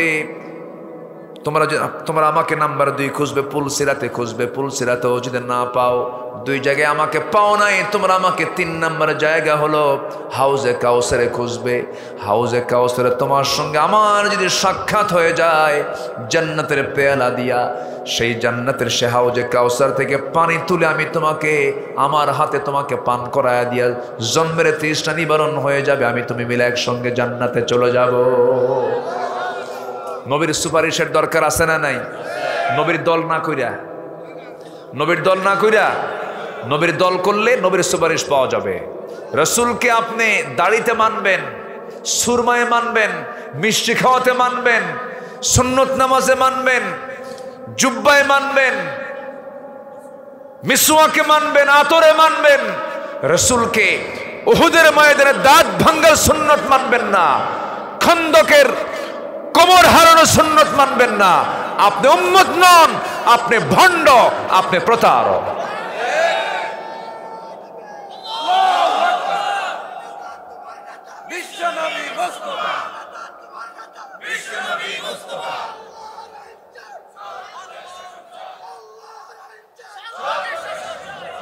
আল্লাহ কবুল করুন, জোরে বলে আমিন, আরো জোরে আমিন। ওই সমস্ত নেতৃবৃন্দকে বলবো, আপনি কোন আদর্শ লালন করছেন যে আদর্শের সাথে আমার নবীর আদর্শের মিল নেই? যে নেতা আমাকে নবীর পরিপন্থী নেতৃত্ব মানতে বলবে, যে নেতা তোমার হাতে ইয়াবা তুলে দেবে, মদ তুলে দেবে, নারী তুলে দেবে, ওই সমস্ত নেতৃত্বের মুখে তোমরা জুতা মারো, থুতু মারো। সব দেখেছি আমরা, আর দেখতে চাই না এমন ভণ্ডামি। আমরা আগামীর দেশ দেখতে চাই ইসলামের বাংলাদেশ, কোরআনের বাংলাদেশ। জোরে বলে ইনশাআল্লাহ। সেই হবে আমার লিডার, যার দিকে তাকালে আমার নবীর কথা মনে হয়। ঠিক আছে না? আসেন দোয়া করি, নাকি দোয়া করব না? হ্যাঁ, আলোচনা চলো, আলোচনা চালাবো। হুজুর মরুক, বলি আলহামদুলিল্লাহ। এত সুন্দর মানুষ আপনারা, আমি খুবই খুশি হয়েছি। আপনারা আল্লাহওয়ালা মানুষ, এত রাত বসে আছেন, ঠান্ডার মধ্যে কত বাতাস লাগতেছে, এরপরেও বসে আছেন। আমরা একসঙ্গে দোয়া করবো না ইনশাআল্লাহ? আল্লাহ কবুল করুন। হ্যাঁ ঠিক আছে, করবো ইনশাআল্লাহ। জি জি জি, বলবো। মাহফিল কমিটি তারা অনেক কষ্ট করে এই মাহফিলের আয়োজন করেছেন, আল্লাহ কবুল করুন। দোয়া করেন আল্লাহ পাক এই দেশে এমন একটা পরিবেশ তৈরি করে দিক যেন মাহফিলের এই সম্পূর্ণ খরচ যেন রাষ্ট্র বহন করে। একটা পরিবেশ আসবে, জোরে বলে ইনশাআল্লাহ। মসজিদ মাদ্রাসা গভর্নমেন্ট তৈরি করে দেবে। আসুক, একটা পরিবেশ আসবে, জোরে বলি ইনশাআল্লাহ। এই যে চাচা বসেন না, শোনেই না, বসেন। হ্যাঁ কষ্ট হচ্ছে, কি করব বলেন? চালাবো, আলোচনা চালাবো। এত আগ্রহ আপনাদের মধ্যে এখনো আছে, আল্লাহু আকবার। যে এই তো আবার কেনরু ওয়াজ শুরু আবার করা লাগে দেখি। জি আলহামদুলিল্লাহ, জি আলহামদুলিল্লাহ। ইঙ্গিত তো দিয়েছি, বলেছি তো রসুলকে মানবো আমরা, শুধু ধর্মীয় নেতা নয়, রাষ্ট্রীয় নেতা হিসেবে মানবো আমরা। জি ঠিক কিনা? রসুল শুধু ধর্মীয় নেতা ছিলেন না, রাষ্ট্রীয় নেতা ছিলেন তিনি।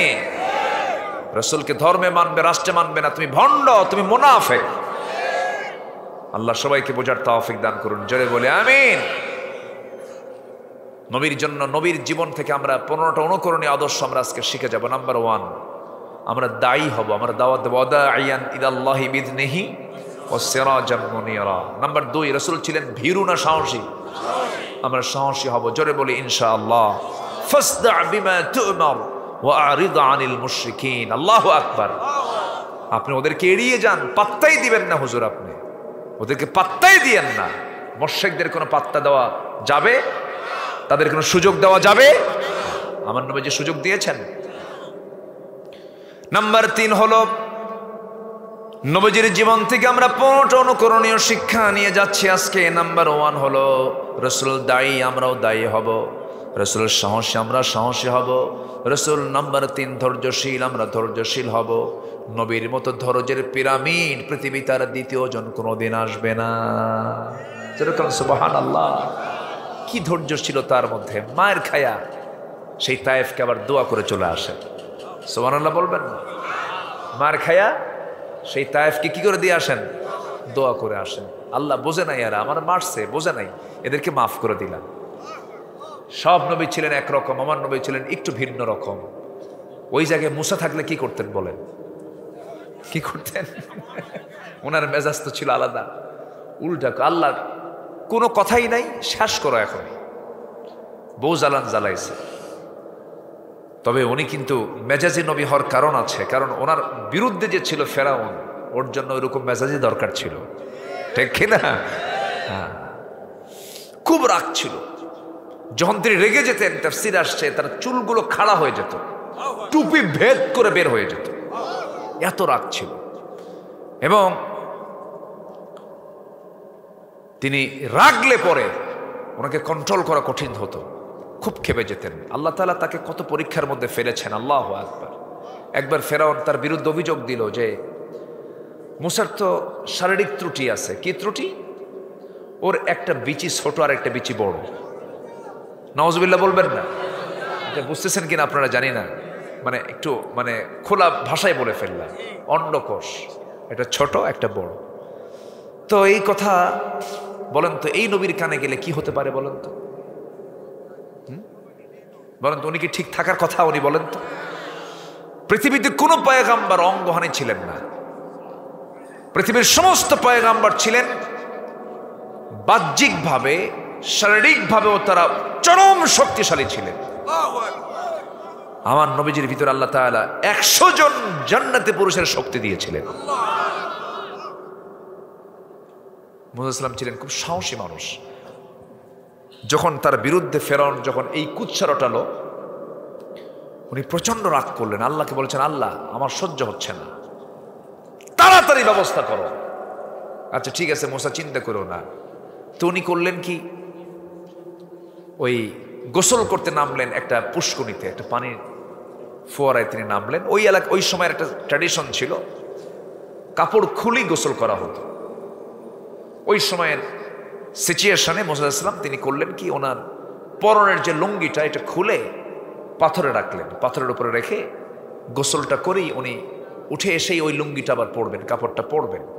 কিন্তু আল্লাহ এই চান্সই পাথরকে অর্ডার দিল, পাথর দৌড় মার। সুবহানাল্লাহ। কি মার? দৌড় মার। পাথরের দৌড় মারার কি যোগ্যতা আছে? যোগ্যতা নাই তো। কিন্তু যোগ্যতা কে দিয়েছেন? আমরা কি ছিলাম? মাটি। আমরা দৌড়াই না? এটা কে তৈরি করে দিয়েছেন? আল্লাহ। ইন্না খালাকনাকুম মিন তুরাবিন, আমি তোমাদেরকে সৃষ্টি করেছি কি থেকে? মাটি থেকে। খালাকাল ইনসানা মিন সলসালিন কাল ফাখার। তো পাথর যখন দৌড় মারছে, ওনার তো লুঙ্গি দরকার, বিকল্প তো নাই। ওনার সেন্স এখন লুঙ্গির দিকে, লুঙ্গি ধরার জন্য উনি এখন দৌড়াচ্ছেন। ওনার খেয়াল নাই যে উনি উলঙ্গ। কি কথা কি বুঝতেছেন আপনি? হাতে লাঠি আর বলতেছে, এই থাম।